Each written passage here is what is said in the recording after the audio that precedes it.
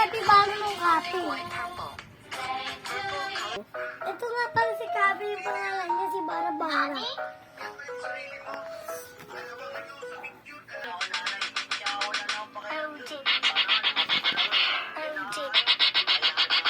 Gusto nga pala ng totoong kapibara magkaway kayo para magkaroon ako.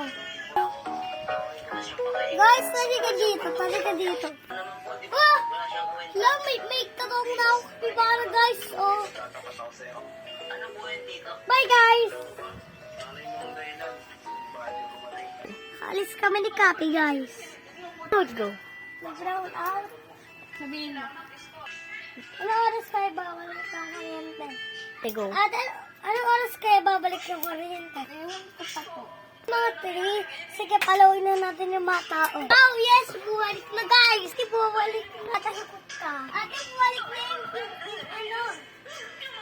Oo na. Ano na? Go. Wag na kayo, paano bumalik ako? Guys, magawa na tayo ka. Ate, ano, wala yung kuryente. Ready ka, guys, let's go. Pwede ka na ba makita yung nanay mo? Opo, dito. Ano pa? Go.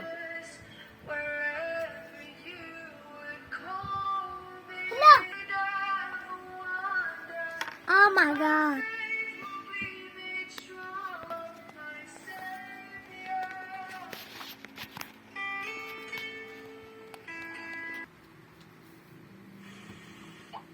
Go.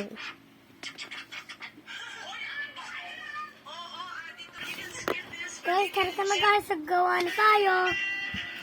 Nay, lalabas po muna ako. Guys, maggagawa po ako sa St. Francis. Sabi mo, ito ate ko. Guys, karita na magawa na tayo sa St. Francis.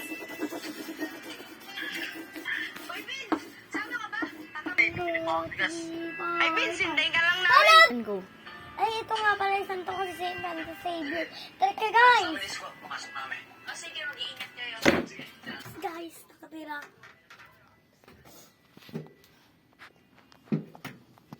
Ah! Ito nga pala yung taas namin. Di ba ang ganda?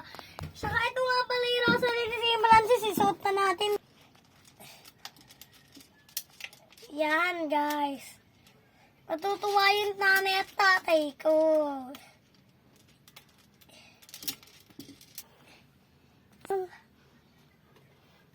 Yan, guys. Saka ito nga pala yung salamin niya.